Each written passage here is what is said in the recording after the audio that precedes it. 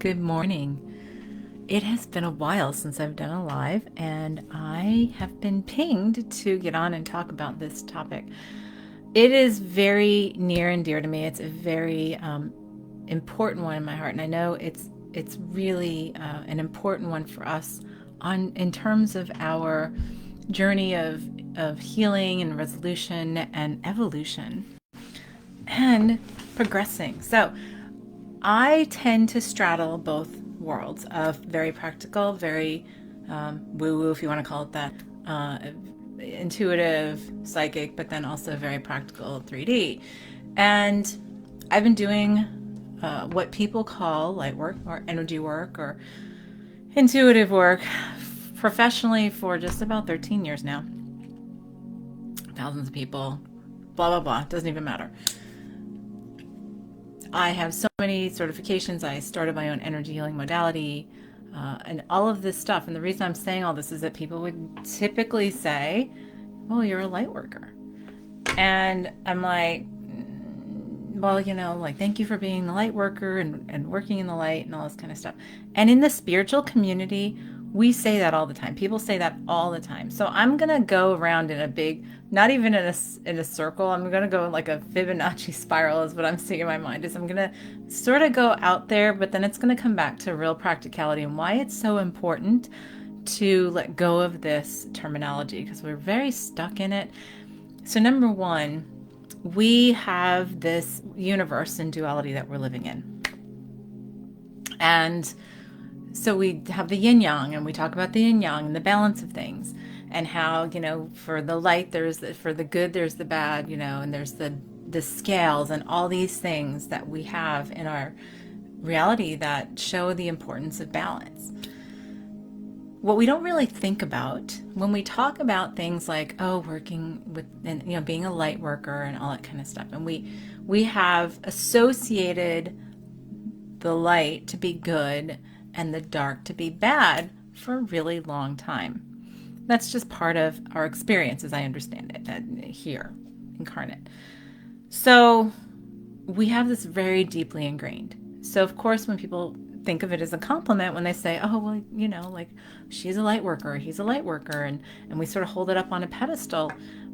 But the key is, and then a lot of people have that goal, right, to be this angelic presence on the pedestal and to be looked up to and all that kind of stuff. And we might not say that consciously, but that's sort of what's implied. Well, it's not even implied, it's stated. However, my crusade and why I do what I do is because I am totally wanting to help people to help themselves, to let them know that they can access all of the intuitive and energy healing and quantum physics and just resolution and empowerment themselves. And inside, there's all of these beliefs around not being worthy, not being good enough, thus then believing I can't be a light worker, can't be, can't do all that. That's another story that we're going to get through. I'm trying to keep this down to 15 minutes or less, and it's going to be challenging. But here's the thing.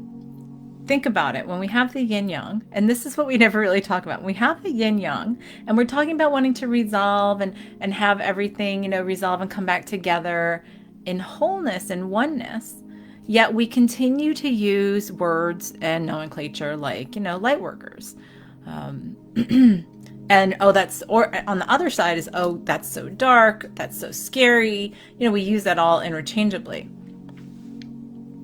However, when we do that in this universe that still exists in duality and balance, down to the molecule, the atom that has the proton, the electron, and the neutron, positive, negative, neutral charges for completion of its function, right?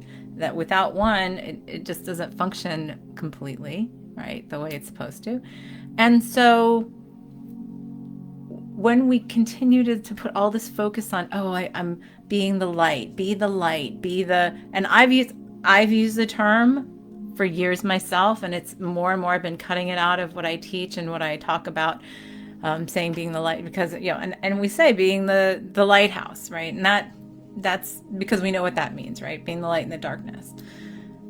However, the more we focus on being the light, the more we create more darkness. That's the nature of the balance of the yin yang in this duality based universe. So there is no dark without the light, and there is no light without the dark, because if you don't have the contrast, you cannot perceive either or.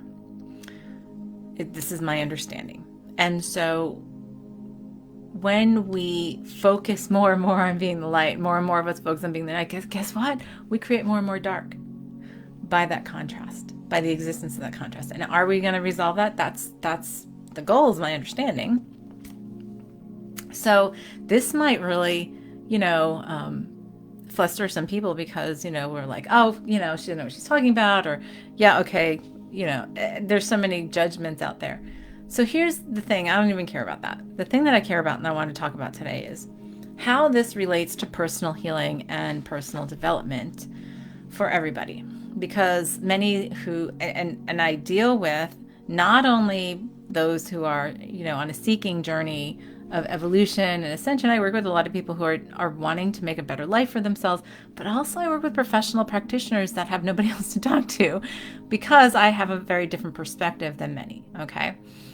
And so when we get to talking about the whole being a light worker thing, we get this aspiration of how, brilliant of a light we can be. And we use that as compliments, again, going back to what I was saying. And I've heard people say it all the time. Oh, she's such a light, or he's such a light. All that kind of stuff. In terms of our healing work, in terms of our resolution, in terms of our accessing our inner power, our inner divinity, or the quantum field, however you want to look at it, the quantum field has no judgment. So if you take out, and you make it scientific, and the mind will get this better, it will think, oh, okay, the quantum field, that's physics. The quantum field, that's quantum physics. And there's no right or wrong or good and bad, just as positive or negative charge and balance and all that kind of stuff. But what we're looking at is wholeness, and what is going to create the wholeness. And in the wholeness is the positive and the negative and the neutral, right? And when we start to see it that way, that's when we come back to wholeness within ourselves. This causes a majority, if not all, of our illnesses, of our mental, emotional challenges and limitations, as well as our life challenges and limitations, because of this judgment of good and bad, what's light and dark, what's good about me, what's bad about me. And I'm using this interchangeably with light and dark and good and bad, because that's what we do. So when inside, even if you don't say it outside, you say to yourself, yeah, I'm willing to look at this, but I'm not looking at that, because that's bad. Because what I've been taught is that this part of me is bad. And therefore, then I can never be the light. I can never be good enough or whatever. So I'm going to suppress that and look away from it. And the funniest thing is, those of us who do this professionally, many times in energy healing work and all that kind of stuff, as professionals or practitioners, we think, oh, well, people can't see that side to me that I internally judge, that I think is bad. Like, nobody can see that I get angry or upset or sad about things, because then that would mean I'm not the light. But it is the whole that is the most important. Many come to me and say, I'm so comfortable when I talk to you, because you laugh when it's unexpected, when it's what I think is dark and horrible, or, a bad thing about myself, you might suddenly laugh, and then everything feels okay. Like you're not laughing at me, but it's this disconcerting thing. And that's because I don't judge. And part of my learning and understanding is my remembrance is to accept as the whole, and to see what everything serves the whole picture in. Because if we only look at one side of a person, or one side of an experience, or one side of something in creation, if we only look at the proton I think that's the positive in an atom, right? And we miss the other parts, like the electron, which is the negative charge. Then we're going to miss a good portion of the function of the whole. So if we're not willing to look at both sides and accept that we have that in this presence of duality, we have what we hold in the dark. And the more we do that, then guess what? It stops being light and dark, and it just starts becoming whole. It starts becoming complete. And that is where the real healing happens. That is where it's for us to aspire to, because that's what I work with people to recognize within themselves. I talk about this a lot in October because we love to play in the shadow. Look at, I've got my black cat mug because it's Halloween month, right? And others will laugh at me when I say that or whatever, and I'm like, well, play with your shadow. And I was even talking to somebody who's very knowledgeable, not like in the past week, who said to me, I've never really looked that closely at the shadow until you talked about it, because I've always just associated it with the devil. And I was like, okay, and it doesn't matter what we associate it with, but we do fear it. We do fear the dark. We do fear the shadow. When I say do your shadow work, because that's the most important, most illustrative and enlightening work for us to do in terms of our developmental journey. It's the thing we avoid the most, or we say, oh, yeah, no, I did that Saturday afternoon. Let's check that off the list. I don't need to look at that anymore. Yes, some of that is some of the biggest messages that we're giving to ourselves to remember. So we will miss the answer to our questions. We will miss the answer to why certain things are happening, to why we have certain illnesses or situations in our lives, if we deny that of ourselves. So, really important for resolution, for our evolution, is for us to come to this place of acceptance and to stop idealizing the light is good and the dark is bad, and instead looking at the whole as the beautiful spectrum, the beautiful multifaceted gem that each one of us is, as well as how we are collectively. That is where all the problems come from around us. This polarity is like, oh no, like I'm right and you're wrong, I'm good and you're bad. That's the inflection. And this is good and this is bad. And it's like, well, how does the whole come together in this? What does it serve in the bigger picture? And when we stop judging it, that's when we can look at it and be like, okay, if I looked at this in the bigger picture, and if it exists, it serves in some way. What is it there to show me? What is it, the message? What is the message there to show me to change direction, to continue on, to expand in all these different ways? So just food for thought. Look at that. I'm staying under 15. I'm just about to end now. But this is food for thought, and this is why I focus on the whole in my programs and when I work with other people in sessions and stuff.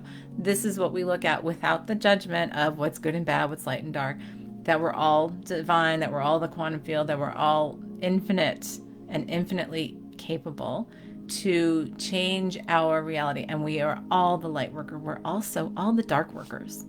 If we didn't work with the dark and the shadow, we would never be effective in healing and resolving, because looking at those things with love and acceptance, that's just wholeness. That's completion. So food for thought, things to consider, but it's just why I, going back to where I started, do not call myself a light worker, because it is really important for us to shift that perspective. So thanks for watching. Drop a comment, send me a DM. Would love to chat more.